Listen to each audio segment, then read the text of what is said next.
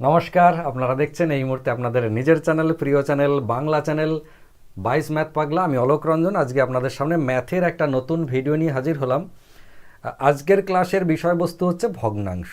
ভগ্নাংশের টোটাল বংশ পরিচয় নিয়ে আজকে আলোচনা করব, অর্থাৎ সারা পৃথিবীতে ভগ্নাংশ টোটাল কত প্রকার এবং কি কি, এর পুরো বংশ তালিকা।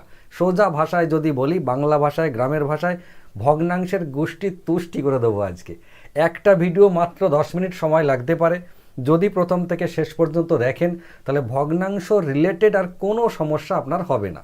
আমি একটু শর্ট করে বলে দিই আজকের ক্লাসে কি কি আছে। ভগ্নাংশের প্রকারভেদ, অর্থাৎ ভগ্নাংশ কত প্রকার, কি কি আপনারা জানেন। একদিকে সামান্য ভগ্নাংশ, একদিকে দশমিক ভগ্নাংশ থাকবে।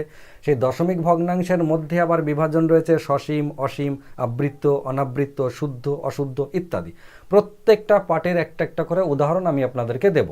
এবং এই দশমিক ভগ্নাংশের মধ্যে যে পৌনপণিক ব্যাপারটা থাকবে, সেই পৌনপণিক থেকে, অর্থাৎ ওই দশমিক থেকে, দশমিক ভগ্নাংশ থেকে সামান্য ভগ্নাংশে কিভাবে ট্রান্সফার করতে হয়, কার কার মাথায় পৌনপণিক থাকলে কত বাই কত লিখতে হয় ইত্যাদি যাবতীয় বিষয় একটা ভিডিওতে ক্লিয়ার হতে চলেছে। যদি আপনার এই টপিকটা ভালো লাগে তাহলে ভিডিও কন্টিনিউ করতে পারেন, না লাগলে অযথা সময় নষ্ট করার দরকার নেই। চলে আসি বন্ধুরা, শুরুতে ভগ্নাংশ কত প্রকার। ভগ্নাংশ যার বাংলা কথা হচ্ছে ফ্র্যাকশন। এই ভগ্নাংশ কত প্রকার? ভগ্নাংশ হচ্ছে দুই প্রকার। একটা সামান্য ভগ্নাংশ, হাতের লেখা অসাধারণ, একটু সাধারণ মনে করে ভেবে নেবেন। আর একটা হচ্ছে দশমিক ভগ্নাংশ। কেমন? এই সামান্য ভগ্নাংশের বাংলাতে বলে ভালগার ফ্র্যাকশন, আর দশমিক ভগ্নাংশের বাংলাটা হচ্ছে ডেসিমেল ফ্র্যাকশন। যাই হোক, এই সামান্য ভগ্নাংশ কিন্তু আবার চার প্রকার। আপনারা যারা জানেন যে সামান্য ভগ্নাংশ হয়তো তিন প্রকার, এক প্রকার সাধারণত অনেক কমজনই খেয়াল রেখেছে। আমি আজকে আপনাদেরকে বলবো যে সামান্য ভগ্নাংশের এক্সট্রা যে পার্টটা রয়েছে সেটা কি। প্রথমত হচ্ছে প্রকৃত। আপনারা প্রত্যেকে জানেন প্রকৃত ভগ্নাংশ কাকে বলে। তারপরে হচ্ছে অপ্রকৃত। নেক্সট মিশ্র ভগ্নাংশ, এটাও আপনারা জানেন। কিন্তু পরের যেটা, এইটা অনেকে হয়তো জানেন না, সেটা হচ্ছে জটিল ভগ্নাংশ। যারা পুরনো স্টুডেন্ট তারা তো জানেন, আর যারা নতুন আমি তাদের জন্য লিখলাম। প্রত্যেকের একটা উদাহরণ দিয়ে দিই। এই যে প্রকৃত ভগ্নাংশ আমরা জানি 2/3, ওপরেরটা ছোট নিচেরটা বড়, মানে লব বড় হর ছোট। আর অপ্রকৃত হচ্ছে 3/2। মিশ্র ভগ্নাংশ হয়তো 2/1/2। আর জটিল ভগ্নাংশ আমরা দেখেছি 2/3/3/4। এটা আমরা কিন্তু অনেকেই দেখেছি, অনেকেই জানি, কিন্তু এটাই যে জটিল ভগ্নাংশ সেটা হয়তো সবার খেয়াল ছিল না। ব্যাস এইটুকুই ফারাক, আর কিছু নয়। এবারে এই যে ভগ্নাংশর বললাম যে এক ভগ্নাংশ দাদু আর তার দুই ছেলে। এই এক ছেলে হচ্ছে সামান্য ভগ্নাংশ, এর আবার 4 ছেলে, এখানেই বংশ শেষ। এদের আর বিয়ে থা হয়নি, এদের এখানেই বংশ শেষ, মানে প্রকৃত, অপ্রকৃত, মিশ্র, জটিল। এবার আমরা যেটা এগোবো, মানে যার বংশ বেড়েছে, সেই ভদ্রলোক হচ্ছে দশমিক ভগ্নাংশ। দশমিক ভগ্নাংশ কয় প্রকার? দুই প্রকার। একজন হচ্ছে অসীম, আর একজন হচ্ছে সসীম। আমরা জানি এই অসীম দশমিক ভগ্নাংশ আর সসীম দশমিক ভগ্নাংশ, এই দুটোর উদাহরণ কীরকম। অসীম মানে হচ্ছে আনলিমিটেড, আর সসীম মানে হচ্ছে যার লিমিটেশন আছে। এই সসীমের একটা উদাহরণ দিয়ে 2.25, এটা হচ্ছে সসীমের উদাহরণ। তার সঙ্গে 0.35, এটাও সসীমের উদাহরণ। মানে এই সসীম কথাটার মানে হচ্ছে ভাগ করলে মিলে যাবে। 2.25 হতে পারে, 0.35ও হতে পারে। যাই হোক, 2 ডিজিট, 3 ডিজিট, 4 ডিজিট, যাই যাক, সেই ডিজিটটা গিয়ে ক্লোজ হয়ে যাবে, অর্থাৎ শেষকালে ভাগফল মিলে যাবে। সেইটা হচ্ছে সসীম। আর অসীমের ক্ষেত্রে কীরকম? এর ভাগফল কোনোভাবেই মিলবে না। যেমন উদাহরণ যদি দিই আমরা, 2.33 এরকম করে ডট ডট ডট চললো, 0.66 চললো। খেয়াল করে দেখবেন এই দুজন হচ্ছে একটা ক্যাটাগরি, এরা হচ্ছে পৌনপণিক। যেটা আমরা জানি পৌনপণিক মানে 2.3 লিখে 3-এর মাথায় পৌনপণিক দিয়ে দিতে পারি, মানে 3 কন্টিনিউ।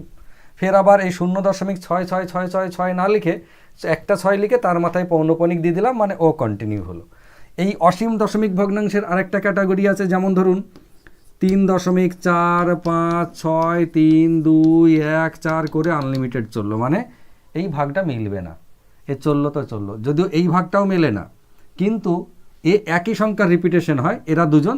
আর এই নিচের যে লিখছি এটা কিন্তু অন্যান্য সংখ্যার রিপিটেশন হবে, কোনো মা বাবা নেই। আর আরেকটা লিখতে পারি 3 2 5 4 3 1 6 9 এরকম করে এও আনলিমিটেড চললো। এরা দুজন একটা ক্যাটাগরি। এবার বুঝে দেখুন, এই যে অসীম দশমিক ভগ্নাংশগুলো লিখলাম, এর উদাহরণ 4টে দিয়েছি, এর উদাহরণ 2টো দিয়েছি। 2টো দেওয়ারও কারণ আছে, চাইলে 200টা উদাহরণ দেওয়া যায়, কিন্তু আমি দিলাম না। কেননা এর এবার আমি যে প্রকারভেদ বানাবো, সেই প্রকারভেদের প্রত্যেকের আমি একটা একটা করে উদাহরণ রেখে দিচ্ছি। তবে এইখানে জায়গাটায় ধরবে না, আমি একটুখানি ছোট করে এদেরকে একটু সরিয়ে নিই। আপনারা কেউ কিছু মাইন্ড করবেন না, একটুখানি সরিয়ে নিচ্ছি, একটুখানি ছোট করে নিচ্ছি একে, কারণ এরপরে আরও বংশ আছে। তো এই যে মনে করুন সসীম যে দশমিক ভগ্নাংশ, এটাকে একটা ভাগ হচ্ছে শুদ্ধ বা বিশুদ্ধ। এই শুদ্ধ মানেও যা, বিশুদ্ধ মানেও তাই। আর একটা হচ্ছে মিশ্র বা অশুদ্ধ। এই মিশ্রর আর এক নাম হচ্ছে অশুদ্ধ, মানে শুদ্ধর উল্টো অশুদ্ধ। আবার শুদ্ধর সিমিলার মিনিং হচ্ছে বিশুদ্ধ, আর এদিকে মিশ্রর সিমিলার মিনিং হচ্ছে অশুদ্ধ। কেমন? এবার শুদ্ধ কোনটা? সোজা কথায় যার কোনো খাদ নেই, নিখুঁত, কোনো কলঙ্ক নেই। এই পাঠটা তো পুরো বংশ ভগ্নাংশের করাচ্ছিলাম।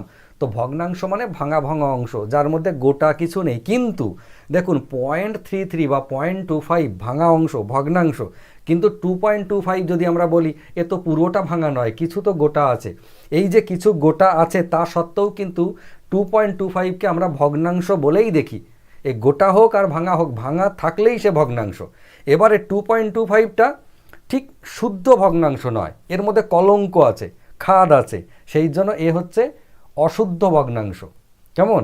আর যদি দশমিকের আগে কোনো সংখ্যা না থাকে, মানে 0.25 0.35 37 ইত্যাদি ইত্যাদি, সেগুলো হচ্ছে পিওর শুদ্ধ ভগ্নাংশ। এবার এইখানটায় খেয়াল করে দেখুন, আমি 2টো উদাহরণ দিয়েছিলাম। এ হচ্ছে অশুদ্ধ আর এ কিন্তু শুদ্ধ। শুদ্ধর ঘরে কে চলে এলো? 0.35 এই উদাহরণটা। আর এই উদাহরণটা 2.25 এ চলে গেল মিশ্রর ঘরে। এরা কিন্তু সসীম। খেয়াল করবেন, আমি যেভাবে করালাম, প্রথমে দশমিক ভগ্নাংশ, এই ভগ্নাংশ সামান্য আর দশমিক, সামান্যর দিকে 4টে চলে গেল আলাদা হয়ে।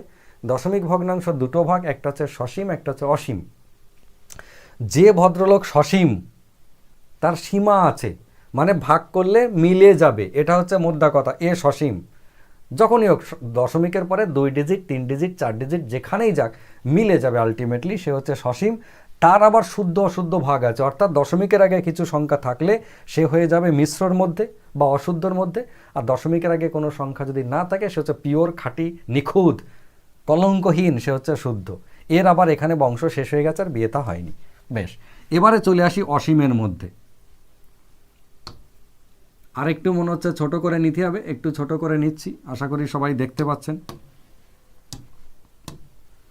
এই যে অসীম, এই অসীমের মধ্যে একটা হচ্ছে আবৃত্ত। এবার আপনারা এই নামটা শুনেছেন, আবৃত্ত দশমিক ভগ্নাংশ। আর একজন হচ্ছে অনাবৃত্ত। হলো। এবার আবৃত্তকে, আবৃত্ত মানে যাকে ঘিরে রাখা যায়, যেটা আবৃত্ত, যার একটা এরিয়া আছে, বেরিয়ে যাচ্ছে না, সে হচ্ছে আবৃত্ত। খেয়াল করে দেখুন, এই যে 2টো উদাহরণ দিয়েছিলাম, এরা দুজনা চলে আসবে আবৃত্ত, মানে 2.33 দিয়ে ডট ডট ডট ছিল, আর একটা কে ছিল 0.66 দিয়ে, এরা আবার ডট ডট ডট ছিল, মানে এরা পৌনপৌনিক। আর এই অনাবৃত্তর ঘরে এরা দুজন চলে আসবে, এরা আনলিমিটেড। কে কে? এই উদাহরণটাই লিখে দিচ্ছি, 3.456 3214 দিয়ে আনলিমিটেড লিখেছিলাম। আর নিচের উদাহরণটা ছিল 0.2543169 দিয়ে ডট ডট ডট দিয়েছিলাম। এই নিচের দুটো অনাবৃত্ত, ওপরের দুটো হচ্ছে আবৃত্ত। আমি সব একটা একটা করে উদাহরণ দিচ্ছি, যাতে সারা জীবন আপনার মনের মধ্যে এটা গাঁথা থাকে। এবারে চলে আসি আর একটুখানি নিচে। এই যে আমি লিখলাম আবৃত্ত আর অনাবৃত্ত, এই ভদ্রলোকও কিন্তু শুদ্ধ অশুদ্ধ, আর এই ভদ্রলোকও কিন্তু শুদ্ধ আর অশুদ্ধ রয়েছে। এই আবৃত্তর মধ্যে শুদ্ধ কে কে আছে? শুদ্ধ রয়েছে এই বাবা জীবন, মানে দশমিকের আগে যার কোনো সংখ্যা নেই, 0.66 দিয়ে পৌনপৌনিক বা এই আনলিমিটেড দিলাম। আর এইখানে মিশ্রর মধ্যে বা অশুদ্ধর মধ্যে কে কে আছে? সেটা হচ্ছে 2.33, যেটা উদাহরণ দিয়েছিলাম সেইটার মধ্যে চলে এলো। একই রকমভাবে অনাবৃত্তর মধ্যে শুদ্ধ আর অশুদ্ধ কি? এই যে শুদ্ধর ঘরে কে কে থাকবে? তাহলে একটা করেই তো উদাহরণ দিয়েছি। শুদ্ধর মধ্যে দশমিকের আগে যে নেই কোনো সংখ্যা, 0.325431 ডট ডট ডট দিয়ে দিলাম। আবার এই মিশ্রর ঘরে কে গেল? তাহলে মিশ্রর ঘরে যে বাকি দশমিকের আগে সংখ্যা রয়েছে 3.45632 করে ডট ডট ডট দিলাম। এই হয়ে গেল গোটা বংশ পরিচয়। এর বাইরে আর কোনো সংখ্যা নেই। আমি আপনাদেরকে একটুখানি ছোট্ট করে আরেকবার দেখাই, ক্যামেরায় জায়গা পাচ্ছে না অতটা, এবার হয়তো পুরোটা দেখতে পাচ্ছেন। ছোট্ট করে একটু বলে দিই, প্রত্যেকের জন্য সুবিধা হবে। সেটা হচ্ছে ভগ্নাংশ তাহলে দুই প্রকার, একটা হচ্ছে সামান্য ভগ্নাংশ, একটা হচ্ছে দশমিক ভগ্নাংশ। সামান্য ভগ্নাংশ 4 রকম, প্রকৃত, অপ্রকৃত, মিশ্র আর জটিল। তার উদাহরণ একটা করে দিয়ে দিয়েছি, সারা জীবন মনে রাখবেন। ফের চলে গেলাম দশমিক ভগ্নাংশের বংশে। এখানেই দশমিক ভগ্নাংশের মধ্যে একটা হচ্ছে অসীম, একটা হচ্ছে সসীম। অসীম মানে আনলিমিটেড, সসীম মানে লিমিটেড। এই সসীমের মধ্যে লিমিটেড যেগুলো রয়েছে তার মধ্যে যেগুলো ভাগ করলে মিলে যাবে, দশমিকের আগে সংখ্যা থাকতেও পারে নাও পারে, যেমন 2.25 উদাহরণ দিয়েছি, প্লাস এই যে 0.35 বা কিছু একটা দিয়েছি, এই রকম। এইগুলো হচ্ছে সীমা যুক্ত, সীমা আছে, সসীম। এর মধ্যে শুদ্ধ আর অশুদ্ধ, দশমিকের আগে সংখ্যা থাকলে সে অশুদ্ধ, দশমিকের আগে সংখ্যা না থাকলে সে শুদ্ধ। কেমন? তারপরে চলে এলাম অসীমের মধ্যে। অসীমের মধ্যে আবার আবৃত্ত, অনাবৃত্ত। এই যে আবৃত্ত যে বাবা জীবন, এই কিন্তু আমাদের পৌনঃপুনিক। এই হচ্ছে পৌনঃপুনিক। আমরা যারা পৌনঃপুনিক শিখেছি সেটা হচ্ছে এই বাবা জীবন, শুধুমাত্র এই আবৃত্ত দশমিক ভগ্নাংশ। এই আবৃত্তর মধ্যে কে? যারা একটা এরিয়ার মধ্যে আছে, অর্থাৎ পৌনঃপুনিক আছে। 2.3 পৌনঃপুনিক, এটা হচ্ছে 0.6 পৌনঃপুনিক। এদের মধ্যে আবার শুদ্ধ অশুদ্ধ, দশমিকের আগে সংখ্যা থাকলে সে হচ্ছে অশুদ্ধ, আর দশমিকের আগে সংখ্যা না থাকলে সে শুদ্ধ। একই রকমভাবে অনাবৃত্তর ক্ষেত্রে যে চললো তো চললো, দশমিকের আগে সংখ্যা থাকলে সে অশুদ্ধ, আর দশমিকের আগে সংখ্যা না থাকলে সে শুদ্ধ। ব্যাস, এই হচ্ছে ভগ্নাংশের বংশ পরিচয়। এইটা নিয়ে আশা করি কারো সমস্যা থাকবে না। যদি সমস্যা থাকে ভিডিওটা একটু পজ করে একটু বুঝে বুঝে নিয়ে নিজের মতো খাতায় একটা করে উদাহরণ লিখবেন, নোট করবেন, দেখবেন একদম জলের মতো সহজ হয়ে গেছে।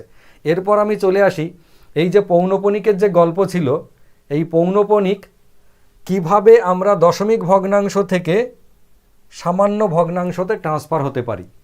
যেমন ধরুন আমরা শিখেছি আগে, এই যে 0.3, একে ভাঙলে আমরা কীরকম পাবো?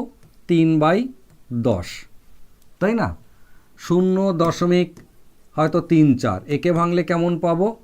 34/100। এবার কাটাকাটি করে ছোট হলে তেমন হবে। এটা আমরা আগে করে এসেছি, এখানে পৌনঃপুনিকের গল্প নেই। কিন্তু পৌনঃপুনিকের গল্প কোথায় আছে? মনে করুন 0.3 মাথায় পৌনঃপুনিক, একে কিভাবে লিখতে হয় পৌনঃপুনিক থাকলে? 3/9। কীরকমভাবে? ওপরের একটা সিস্টেম আছে, নিচের একটা সিস্টেম আছে। ওপরে হচ্ছে যার মাথায় পৌনঃপুনিক আছে, আগে প্রথমে সবগুলো লিখে দেব, তারপর যার মাথায় পৌনঃপুনিক নেই সেটা বিয়োগ করব। যদিও সেই উদাহরণ এখনও দিইনি, আসছি আমি। আর নিচে যতগুলোর মাথায় পৌনঃপুনিক আছে তার জন্য 9, যার মাথায় পৌনঃপুনিক নেই তার জন্য 0। যেমন ধরুন এই যে 0.3কে যদি আমরা দশমিকের পরে আরও সংখ্যা বাড়াতে চাই, তাহলে দ্বিতীয় ঘরে আমি কি লিখব? 0 লিখব। আরও এক ঘর বাড়াতে চাই, এইটা লিখব। আবার যদি 0.3 এর মাথায় পৌনঃপুনিক থাকে, তাহলে আমরা একে যদি বাড়াতে চাই তাহলে পরের ঘরে 3 লিখব, পরের ঘরে আবার 3, তারপরে আবার 3, মানে যত ঘর বাড়াবো 3 3 3 3 করে যাব পৌনঃপুনিক থাকলে, আর না থাকলে 0 0। এবার আপনি ভাবুন, এটা 300, এটা হচ্ছে 333, তাহলে অ্যাকচুয়ালি বড় কে? 300 থেকে 333 বড়। এইটা আমরা বোঝাবো কিভাবে? মানে আমি বলতে চাইছি, এই যে এইটা 0.3, এর থেকে 0.3 এর মাথায় পৌনঃপুনিক এ হচ্ছে বড়, কারণ এর পরের সংখ্যা 3, তারপরের সংখ্যা 3, কিন্তু আগেরটায় সব 0 0। তাহলে এটাকে আমরা যখন সামান্য ভগ্নাংশে ট্রান্সফার করব তখন বোঝাবো কি করে কে বড়? তার জন্য যে 0.3 এটা সামান্য ভগ্নাংশে ট্রান্সফার করলে 3/10 হয়, আর 0.3 পৌনঃপুনিক একে করলে 3/9 হয়। এবার আপনি বুঝে বলুন যে 3কে 10 দিয়ে ভাগ করলে ভাগফল কেমন হয়, আর 3কে 9 দিয়ে ভাগ করলে ভাগফল কেমন হয়? কোনটা বড় হয়? বড় সংখ্যা দিয়ে ভাগ করলে তো ভাগফল ছোট হয়, আর যত ছোট সংখ্যা দিয়ে ভাগ করব ভাগফল তত বড় হবে। তাহলে এটা অবশ্যই বড়। এইটা বড় মানে কে বড়? এই পৌনঃপুনিক বড়। এইটা বোঝানোর জন্য যে সিস্টেমটা তৈরি হয়েছে সেটা হচ্ছে এইটা। কে করেছে, কোথা থেকে করেছে, কিভাবে করেছে জানি না, কিন্তু এইভাবে দেখা গেছে যেটা প্রমাণিত, এভাবে নির্ণয় করা সম্ভব। ক্লিয়ার হয়েছে? বেশ, এবার আমরা যেখানে ছিলাম 0 মনে করুন 3 2 এর মাথায় পৌনঃপুনিক। আমরা কিভাবে ভাঙবো? ওপরে হয়ে যাবে 32 - 3। দেখুন কিভাবে হলো।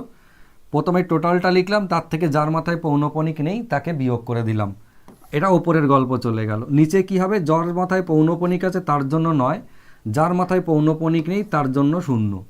এবার এই যে 32 - 3 মানে 29/90, 29/90কে কাটাকাটি করলে যা হবে তাই হচ্ছে রেজাল্ট। নেক্সট দেখুন 0.3 2 4 আমি লিখলাম, 4-এর মাথায় পৌনঃপুনিক। তাহলে একে আমরা কিভাবে ভাঙবো? ওপরে কিন্তু লিখবো 324টা না, তার থেকে বাদ দেবো কত? 32 বাদ দেবো যার মাথায় পৌনঃপুনিক নাই। আর নিচে কি লিখবো?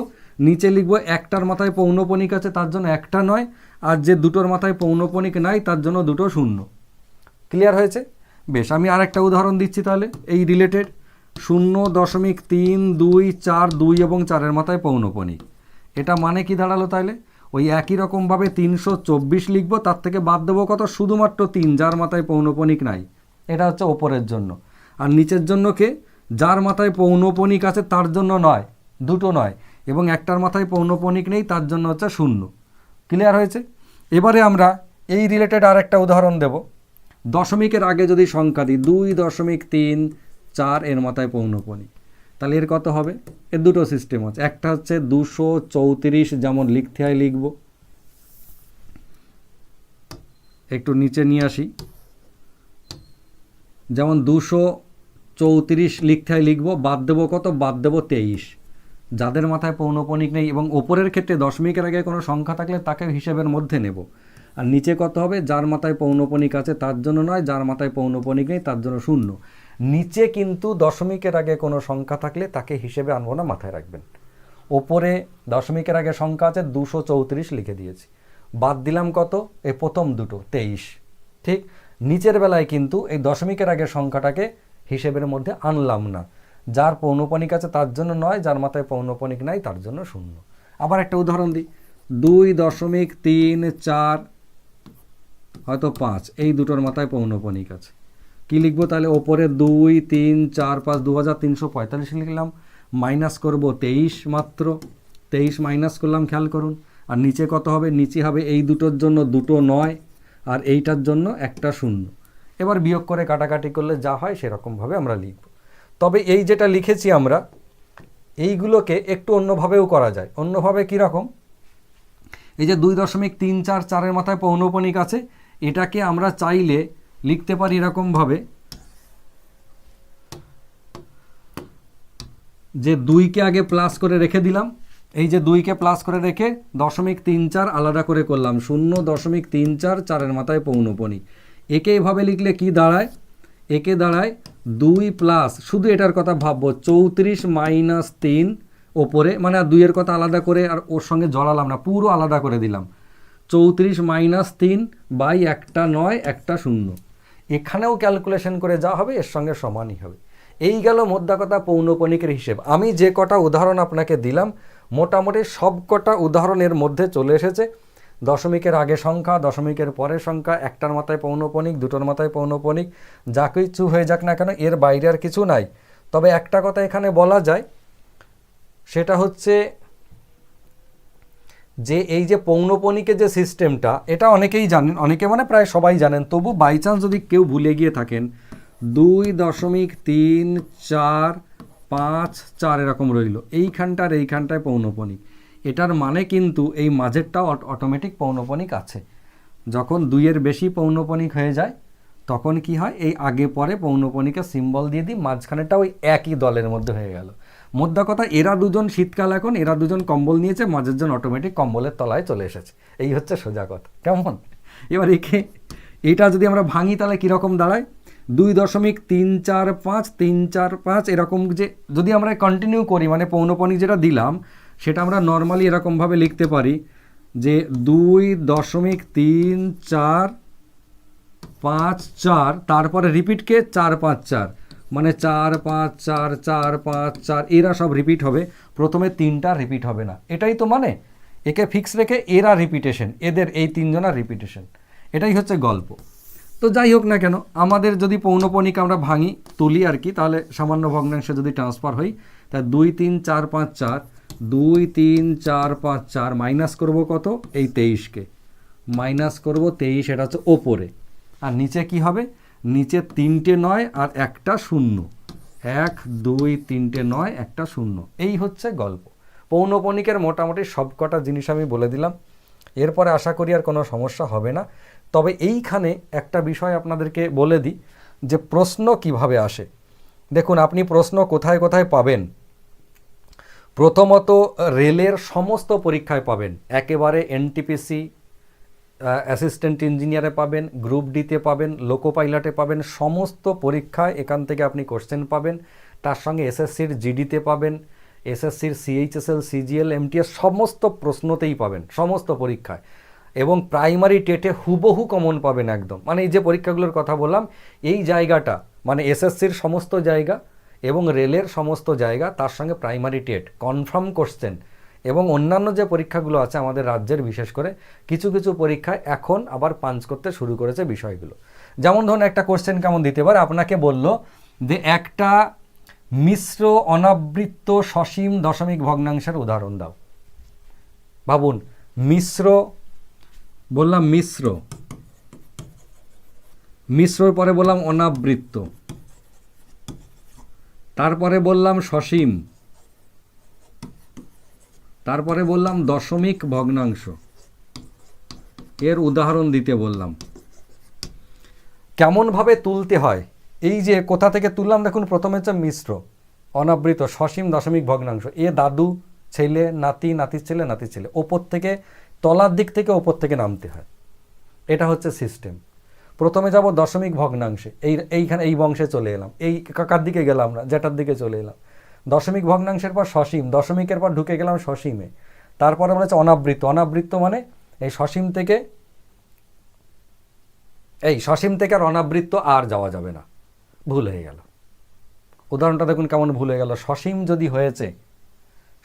যদি হয়েছে তাহলে আর এখান থেকে অনাবৃত্ততে যাওয়া যাবে না, কেননা সসীমের বংশ এখানেই শেষ, মিশ্র আর এই যে শুদ্ধতেই শেষ।